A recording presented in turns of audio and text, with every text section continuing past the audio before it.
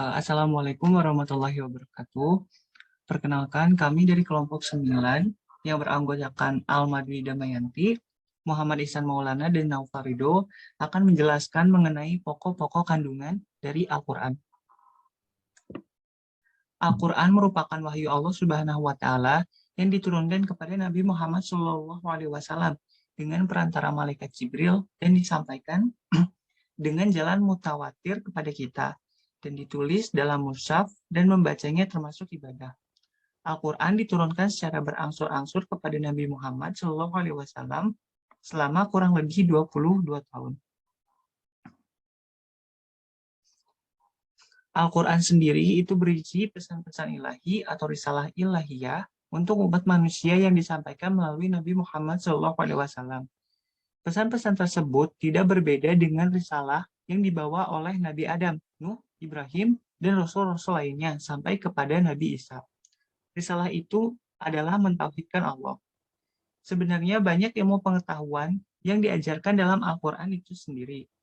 Namun, kebanyakan dari kita hanya membacanya saja tanpa mau memahami isi yang terkandung di dalamnya. Di bulan Ramadan, banyak orang-orang berlomba-lomba menghatamkan Al-Quran.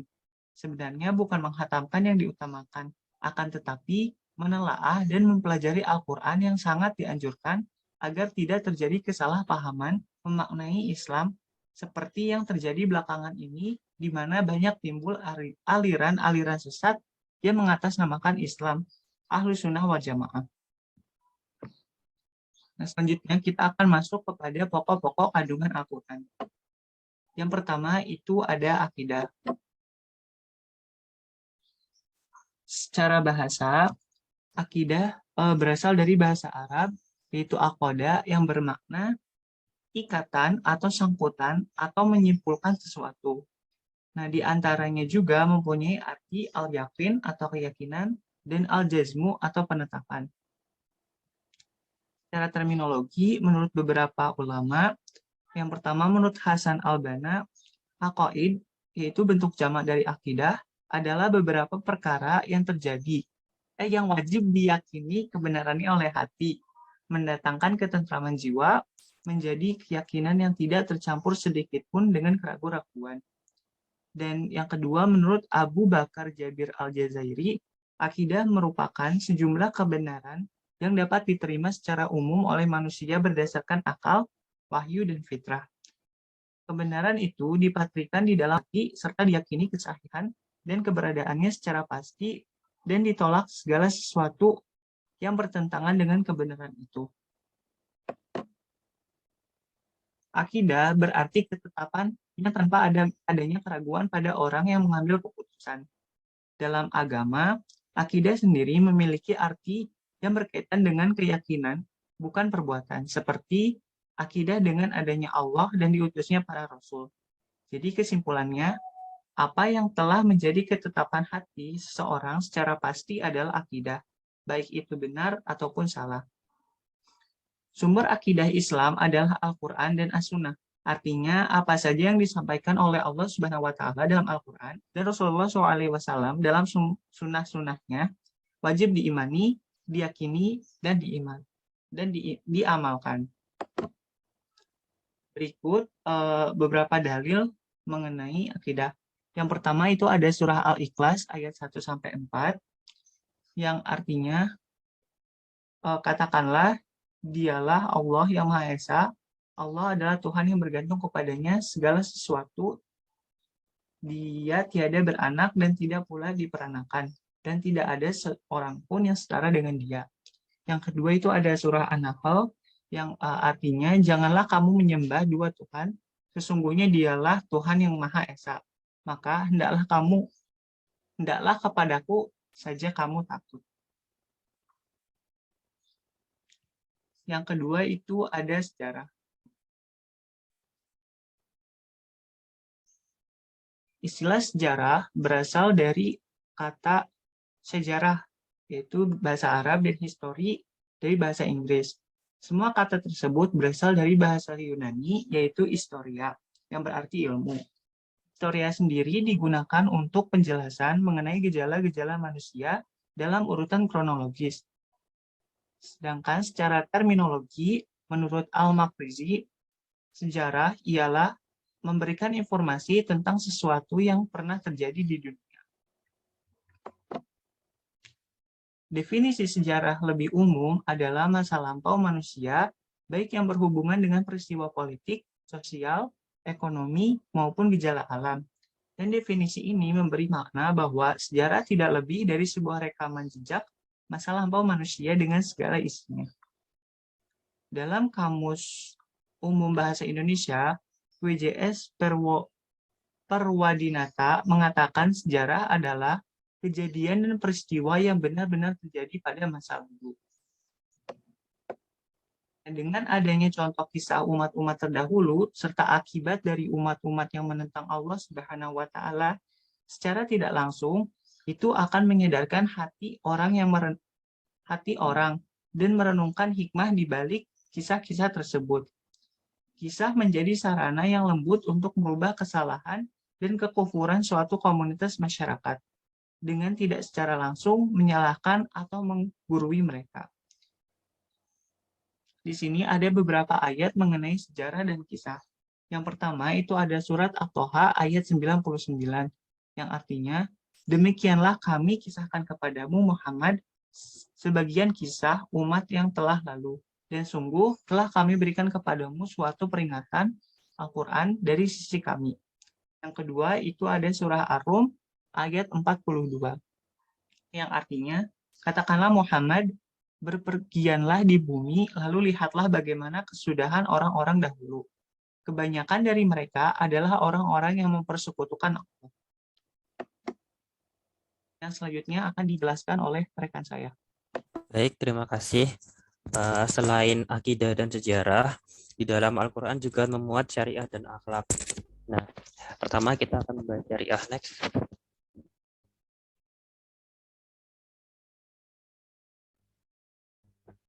Dalam Kamus Besar Bahasa Indonesia, kata syariah merupakan bentuk tidak baku dari syariat yang memiliki arti hukum agama yang menetapkan peraturan hidup manusia, hubungan manusia dengan Allah Subhanahu wa Ta'ala, hubungan manusia dengan alam sekitar berdasarkan Al-Quran dan hadis. Menurut Hanafi, syariah adalah hukum-hukum yang diadakan oleh Tuhan untuk para hambanya melalui salah seorang nabinya.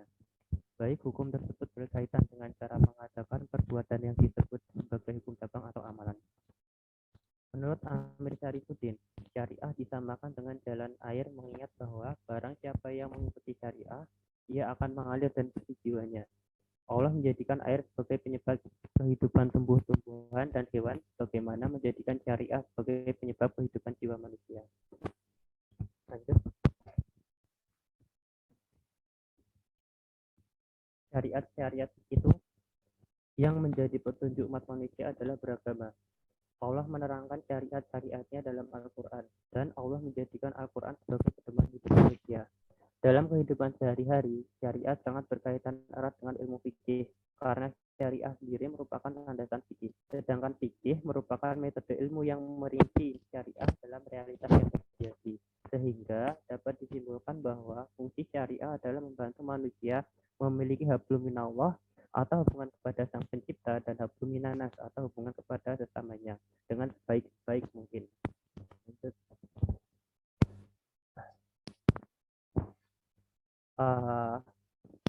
Dalil mengenai syariah terdapat dalam surah Al-Baqarah ayat 43, yang artinya, dan laksanakanlah salat, tunaikanlah zakat, dan rukuklah serta orang yang rukuk. Nah, ayat ini menjelaskan mengenai syariah, yaitu hukum Allah, yaitu hukum Islam. Dan di ayat ini kita diwajibkan untuk sholat, menunaikan zakat, dan rukuk. Seperti itu. Lanjut. Selanjutnya adalah akhlak.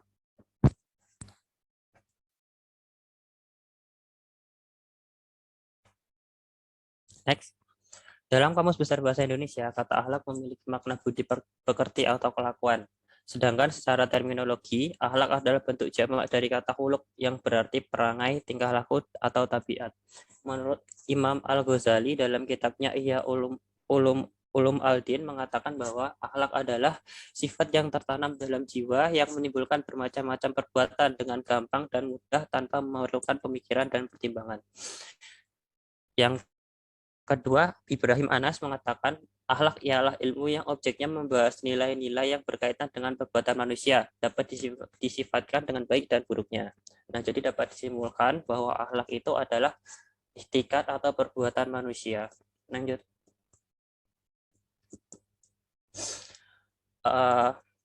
Akhlak terdapat dalam Al-Quran, Quran Surat Al-Ma'idah ayat 83. Dan ingatlah ketika kami mengambil janji dari Bani Israel, janganlah kamu menyembah selain Allah dan berbuat baiklah kepada kedua orang tuamu, kerabat, anak-anak yatim, dan orang-orang miskin. Dan bertutur katalah yang baik kepada manusia, laksanakanlah sholat dan tunaikanlah zakat. Tetapi kemudian kamu berpaling mengingkari kecuali sebagian kecil dari kamu dan kamu masih menjadi pembangkang. Nah, akhlak di sini adalah yang dimaksudkan kepribadian manusia, sifat manusia. Bagaimana dia berakhlak, bersifat berbudi pekerti luhur. Apa itu berbudi pekerti luhur? Nah, itu orang yang selalu berbuat baik kepada orang tua, kerabat, anak yatim, dan orang-orang miskin. Dan orang yang bisa menjaga perkataannya, orang yang selalu melaksanakan sholat dan menunaikan zakat. Mungkin seperti itu. Next. Nah, selanjutnya akan dijelaskan oleh Alma. Baik, terima kasih Naufal dan Ihsan atas materinya. Baik, kita akan masuk aja ke iptek. Next. Dalam Kamus Besar Bahasa Indonesia atau disebut KBBI, kata teknologi memiliki arti kemampuan teknis yang berlandaskan pengetahuan ilmu eksta, dan berdasarkan proses teknis. Menurut Rogers tahun 1983, teknologi adalah suatu rancangan atau desain untuk alat bantu tindakan yang mengurangi ketidakpastian dalam hubungan sebab akibat dalam mencapai suatu hal yang diinginkan. Dan juga berdasarkan Jacques Ellul pada tahun 1967, mengartikan teknologi sebagai keseluruhan metode yang secara rasional mengarah dan memiliki ciri efisien dalam setiap kegiatan manusia. Next. Ayat-ayat mengenai iptek yaitu surat Al-Alaq ayat 1-5 berbunyikan Bismillahirrahmanirrahim. Iqra bismi rabbikal ladzi khalaq, khalaqal insana min 'alaq, iqra wa rabbukal akram, allazi 'allama bil qalam, 'allamal insana ma lam ya'lam. Yang artinya, bacalah dengan menyebut nama Tuhanmu yang menciptakan. Dia telah menciptakan manusia dari segumpal darah. Bacalah, dan Tuhanmu lah yang Maha Pemurah, yang mengajar manusia dengan perantaran kalam. Dia mengajar kepada manusia apa yang tidak diketahuinya. Next.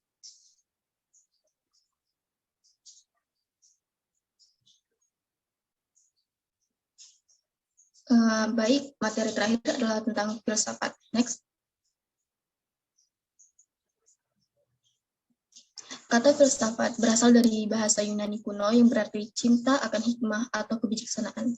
Pengertian tersebut memiliki sandaran kuat di dalam Islam seperti yang tertuang di firman Allah pada surat Al-Baqarah ayat 269 yang membunyikan Allah menganugerahkan hikmah, kefahaman dan dalam tentang Al-Quran dan Sunnah kepada siapa yang dihendakinya. Dan barang siapa yang dianugerahi hikmah, ia benar-benar telah dianugerahi karunia yang banyak. Dan hanya orang-orang yang berakallah yang dapat mengambil pelajaran dari firman Allah. Kemudian istilah filosofia di Arabisasikan dengan istilah falsafah. Bagi bangsa Indonesia terjadi pengharakatan yang dikenal dengan istilah filsafat. Next.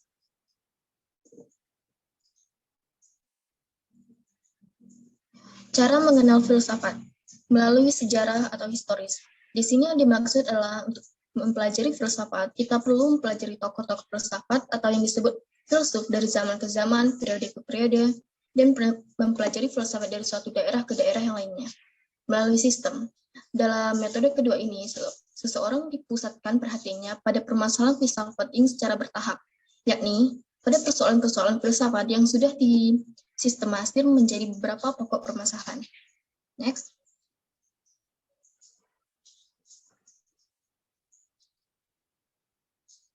Al-Quran dan filsafat. Istilah filsafat merupakan istilah asing yang berasal dari bahasa kuno Yunani, seperti yang dibilang tadi. Karenanya, istilah filsafat tidak disebut dalam Al-Quran. Jika istilah filsafat diartikan dengan makna cinta pada kebijaksanaan, maka dalam Al-Quran, istilah tersebut dikenal dengan kata al-hikmah. Kata tersebut menjadi ciri khusus dari filsafat Islam dan berakar sama dengan filsafat Allah Al-Hakim, yaitu Maha Bijaksana. Contoh, ayat membicarakan tentang filsafat adalah surat Luqman ayat 25. A'udzubillahiminasyaitonirrajim. Bismillahirrahmanirrahim. Wala in sa'altuhum ma khalaqas samawati wal arda la yaqulunallah. Qulil hamdulillah. Bal aktsaruhum la ya'lamun. Dan sesungguhnya jika kamu tanyakan kepada mereka, siapakah yang menciptakan langit dan bumi? Tentu mereka akan menjawab Allah. Katakanlah segala puji bagi Allah, tetapi kebanyakan mereka tidak mengetahui. Next.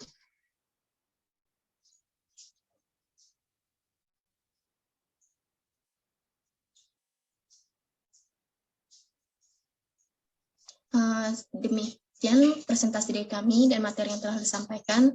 Jika ada kesalahan dan kurang, kami mohon maaf. Assalamualaikum warahmatullahi wabarakatuh.